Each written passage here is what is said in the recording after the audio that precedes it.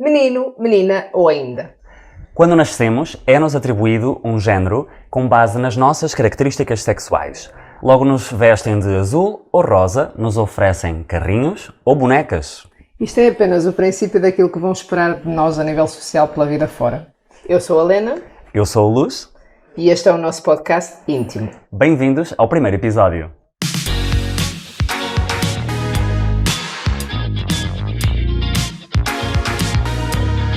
Lena, conta-me, quando eras criança, no Natal, nos aniversários, tu pedias só brinquedos de menina e recebias só brinquedos de menina? Conta-me tudo. Sou a única rapariga, tenho 2 irmãos e então as coisas para mim eram um pouquinho híbridas. Eu mexia um pouquinho nos brinquedos dos meus irmãos e também tinha as minhas. Mas, no entanto, eu não me identificava com a forma das meninas brincarem com os nenucos e com as Barbies, etc. Falaste em nenucos?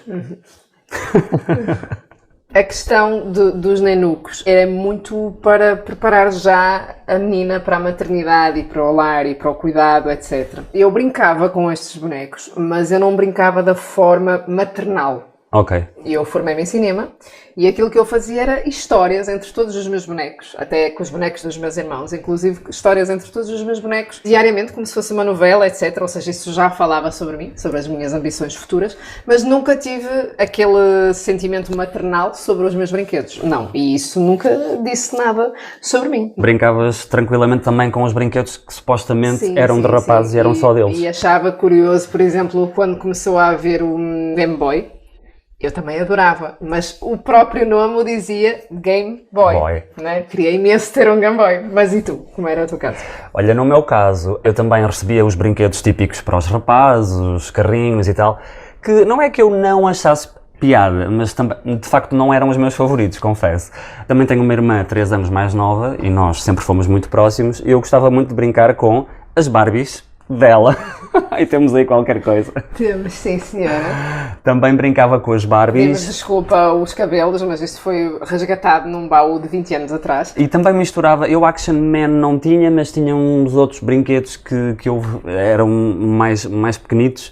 O He-Man, que na minha época existia nos anos 80, o He-Man, que era um fortalhaço, que tinha a irmã que era a She-Ra. Porque então, eu não sei o que é o He-Man. Ok, então... Aqui devemos dizer que eu e o Luz temos 10 anos de diferença. Anos 80, He-Man e She-Ra, claro. Sim. Mas é muito curioso que neste caso o He-Man era um desenho animado supostamente completamente masculino e a She-Ra era a irmã dele, mas tinha um desenho animado só dela e das princesas, portanto, eu gostava dos dois.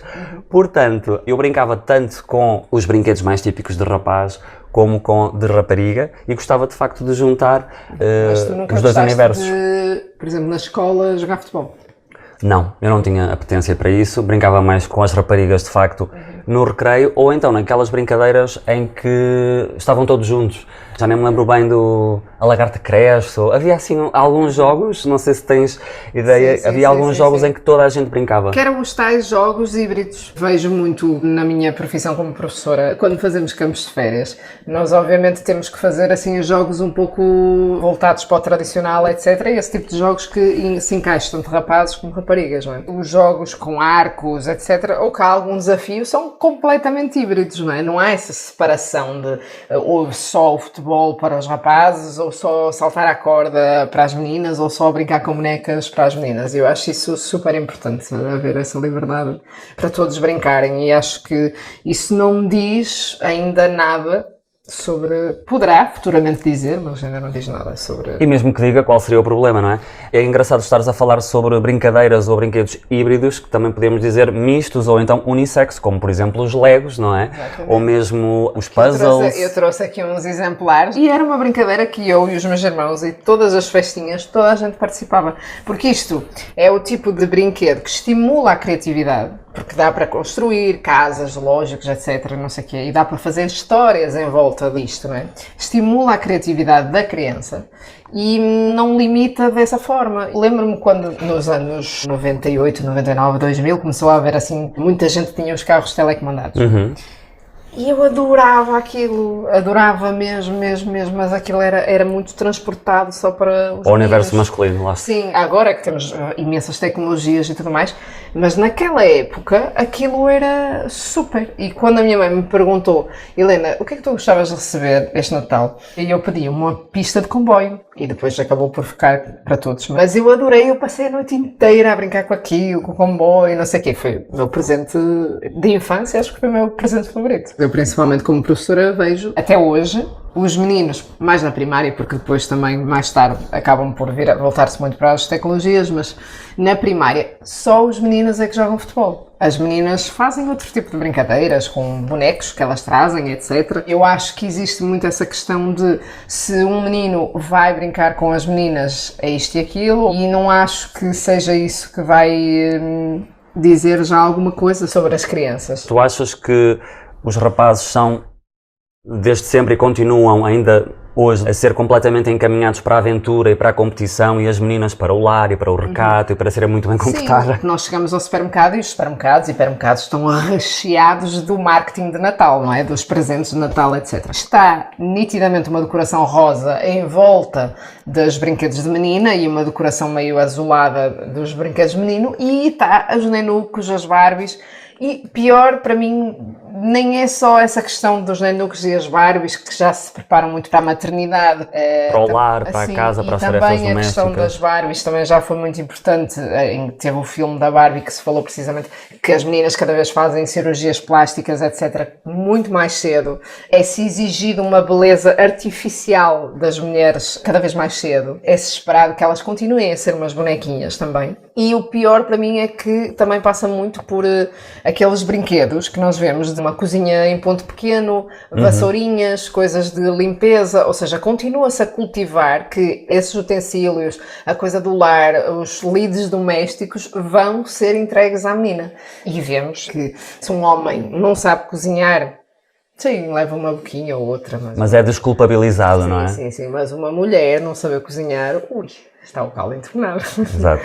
É muito interessante nós começarmos a refletir acerca disso, e felizmente muitas pessoas têm falado e cada vez mais sobre isto, porque ainda hoje nós sabemos que não existe propriamente uma igualdade salarial entre homens e mulheres, e ao mesmo tempo há uma série de comportamentos que parecem muito típicos e muito desculpabilizados ou até incentivados por parte dos homens e por parte das mulheres. Se nós falarmos, por exemplo, no assédio, há uma quantidade enorme de mulheres que nos diz que já sofreu, pelo menos alguma vez na vida, de assédio sexual ou algum tipo de quebrar um bocado as linhas além daquilo que seria correto, digamos assim. E se calhar da parte dos homens não somos assediados propriamente. Às vezes, se um homem diz que é assediado, toda a gente, por uma mulher, toda a gente se ri, não é? Mas às vezes existe assédio, assim como a violência com um homem, não é? Muitas vezes é mais do foro psicológico, como por exemplo, imaginando que nós teríamos uma relação e eu te dizer, se tu me deixares eu vou me matar, isto é uma violência gigantesca.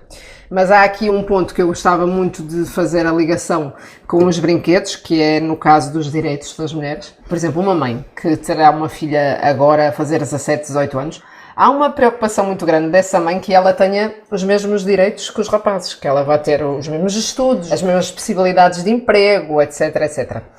Mas eu acho que nós curamos a dor, mas não curamos a causa. Se nós formos hoje em dia ao aniversário de um amigo, em que ele tenha um filho ou uma filha com 5, 6 anos, temos muita dificuldade em dar uma boneca a um rapaz ou dar um carrinho a uma menina, ou seja, continua a existir toda esta preparação para que a menina seja do lar, maternal, doméstica.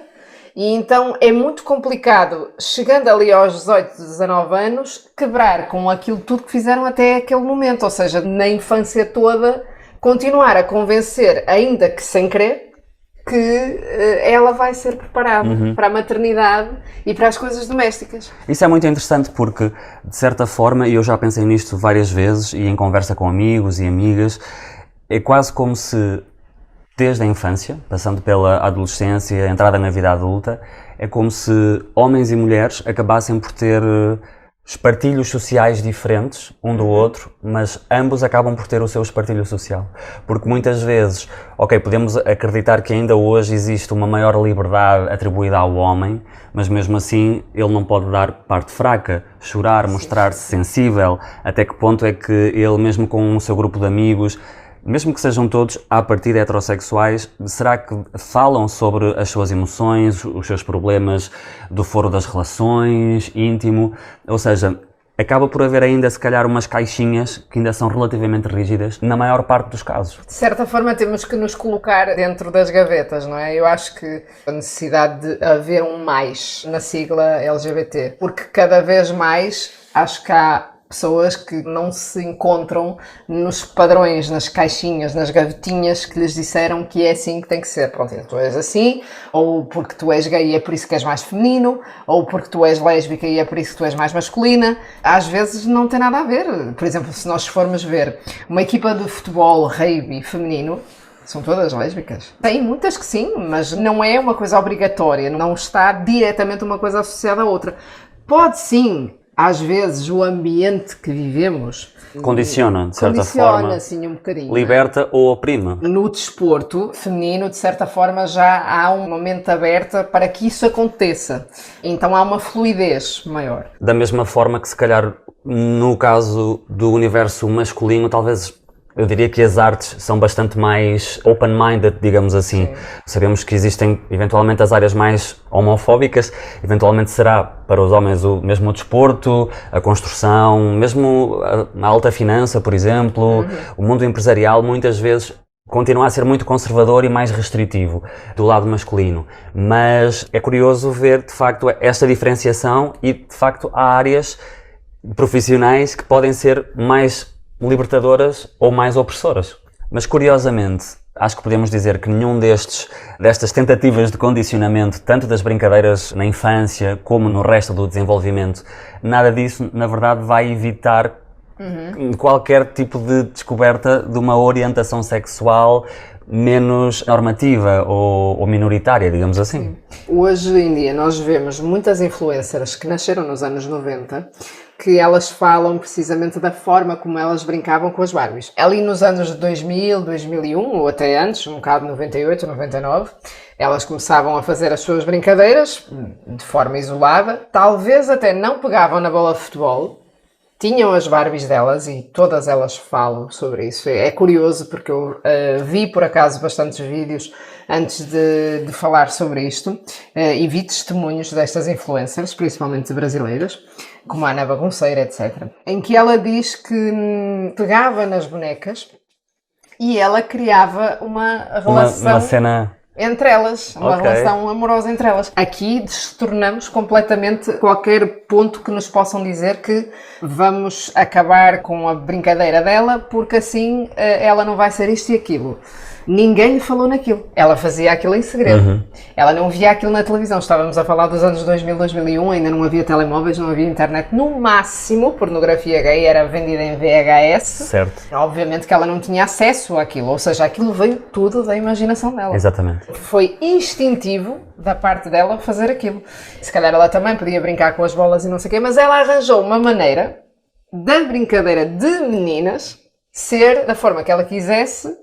E precisamente, como uma brincadeira de meninas, estava na mesma a dizer que ela iria ser lésbica no futuro. Ou bissexual, mas... Ou bissexual. Efetivamente, cumprir uma fantasia, não é? Sim. Romântica. E mesmo ela brincando com os brinquedos que eram permitidos para uma menina, ela arranjou uma forma de criar ali o universo dela ligado à orientação sexual. Hoje em dia, alguém com 28, 29, 30 anos que assume assim um relacionamento muito sério, um homem com um homem, por exemplo, e eu vi isso a acontecer muitas vezes, a família, os tios, etc, muitas vezes dizem assim, já se sabia, não é? Ele quando era pequeno brincava com bonecas. Mas é assim, eu acho que não é isso que vai dizer alguma coisa. Quando começamos a descobrir com 15, 16 anos e começamos a perceber a nossa química sexual com outras pessoas, a nossa atração sexual, não é? E o tipo de imagens, ou de... Olha, também tínhamos os pósteres, não é? Sim. Naquela época. O tipo de imagens que procuramos é sempre num sentido ou mais masculino ou mais feminino. Neste caso, há pessoas que gostam dos dois. Claro, e depois existe o fantástico mundo da bissexualidade Sim, também. sim. Isso sim é que realmente pode começar a dizer alguma coisa, de facto, não é? Quando estamos perante de um adolescente que começa a fantasiar sexualmente, fantasia com alguém do mesmo sexo, ou vê alguém do mesmo sexo, ou procura pornografia homossexual, ou assim, isso sim é que se pode realmente dizer alguma coisa, ou também pode falar alguma curiosidade, mas não é os brinquedos que determina alguma coisa. Certo. Já falámos um bocadinho das várias orientações sexuais, não é? Que podem ser heterossexual, homossexual, bissexual e há outras, pansexual, assexual. Existem várias orientações sexuais e românticas, mas além disso também existem outras identidades. E na verdade, quando falamos de menino, menina ou ainda, na verdade, será que toda a gente ou é menino ou é menina? A verdade é que nós hoje sabemos e cada vez temos mais testemunhos e os estudos que são feitos que a identidade que nós assumimos e com a qual nos sentimos confortáveis pode não ser tão preto no branco, tão rosa e azul, não é? Porque existem muitas cores e daí o arco-íris também ser um símbolo tão forte da própria comunidade LGBTQIA+, um mais para todas as outras identidades. E podemos só falar um bocadinho sobre essas outras identidades, só atirar aqui um bocadinho as palavras, por exemplo, intersexo, género fluido, não binário, agénero, trans, queer, portanto, há várias palavras que no fundo elas podem conter várias características. Por exemplo, intersexo, há pessoas que nascem efetivamente com características sexuais de ambos os sexos. E, se não me engano, a Lady Gaga... não tenho a certeza. Há uns tipos, acho que falava-se nisso. Não é? O que ela falou recentemente foi que quando ela surgiu, os jornalistas questionavam se ela não seria ou intersexo ou transexual. E ela, na verdade, não desmentiu nem confirmou, exatamente porque ela percebeu o sentido original da pergunta, que era tentar diminuí-la como mulher pelo facto de ela eventualmente poder ser trans ou poder ser intersexo. E então ela, na defesa da própria comunidade LGBT, ela quis deixar a dúvida no ar. Isso foi uma jogada muito interessante da parte dela. No outro dia tu precisamente ias-me falando que há muita gente que muda na identidade, o seu género, mas nem por isso faz uma operação para mudar o sexo. A quantidade de cirurgias é uma coisa que é muito pessoal. No caso das pessoas trans, lá está, trans é uma palavra guarda-chuva que abrange transgénero, transexual, o próprio transformismo, os artistas que fazem drag queen, drag king. Já tinha ouvido um testemunho precisamente de alguém que era drag queen e precisamente ele falava que nunca pensou fazer uma operação ou mudar a sua identidade, que aquilo que ele gosta é da possibilidade de subir a palco e ter como se fosse uma personagem, sem dúvida, só que uma personagem permanente. Não é? Sim. Em vez de ser uma personagem temporária, exatamente, é uma personagem permanente. Eu acho que há pessoas que têm essa necessidade de ter uma personagem É uma espécie de alter ego, sim. Podemos dizer. De certa forma, nós todos meio que assumimos uma personagem, não é? Eventualmente. Em alguns momentos, não é? Nós não nos comportamos no trabalho e sem dúvida da mesma maneira. Até vários personagens, até podemos ter vários personagens, não é? Que vamos vivendo ao longo da vida. Mas só para falar aqui um bocadinho mais da questão trans, por exemplo, os homens trans muitas vezes optam por não fazer uma reconstrução daquilo que seriam os órgãos sexuais, genitais de um homem, até porque é mais difícil do que o processo inverso. Sim. Portanto, temos homens transexuais com vulva, com vagina, e o contrário também, as mulheres transexuais que também optam por não fazer as operações completas, o que não quer dizer que na sua identidade não se sintam mulheres. Isso é mais uma questão que sofrem, não é? Porque muitas vezes essas coisas todas são muito fetichizadas, não é? Sem dúvida, principalmente as mulheres trans. Então tem muita dificuldade a viver relacionamentos saudáveis, porque essas questões depois acabam por ser muito fetichizadas. E curiosamente, parece que existe um grande número de homens, alguns deles até se identificam como heterossexuais, mas na verdade têm um fetiche, uma fantasia enorme com mulheres transexuais. Sim, com mulheres transexuais. Portanto, é todo um mundo com muitas cores, com muita diversidade e, de facto, eu acho que nós passamos esta vida a desconstruir estas caixinhas que nos são impostas, mas que ao longo da vida nós podemos ir questionando, independentemente de precisarmos de um rótulo específico que nos sirva. O que eu acho que acontece é que em determinadas fases da vida nós podemos sentir a necessidade de ter um rótulo mais específico, sou gay, sou lésbica, sou bi, porque essa categorização nos vai ajudar a procurarmos pessoas como nós, procurar ajuda ou conhecimento mesmo, estudos e criar comunidade também através desses nomes. A própria sigla LGBT tem sido muito importante exatamente nesse sentido de se criar comunidade e das pessoas se ajudarem umas às outras. E este é um tema que obviamente vamos tentar destrinchar. Porque dá pano para mangas, de facto. Noutros episódios. Foi este o primeiro episódio do nosso podcast íntimo, espero que tenham gostado. Vamos destrinchar aqui vários assuntos que são importantes para a sociedade e alguns pontos ainda estão a ser tocados com muita dificuldade, porque também enfrentamos juntamente com isto muito preconceito, não é? Muita ignorância. E é importante cada vez mais falar neste tema porque precisamos combater estes estereótipos. Tudo o que tem a ver com relacionamentos, sexualidade, acaba por ser sempre relevante e acho que concordamos que vivemos todos numa sociedade um bocadinho recalcada e que precisa assim de um bocadinho de cor.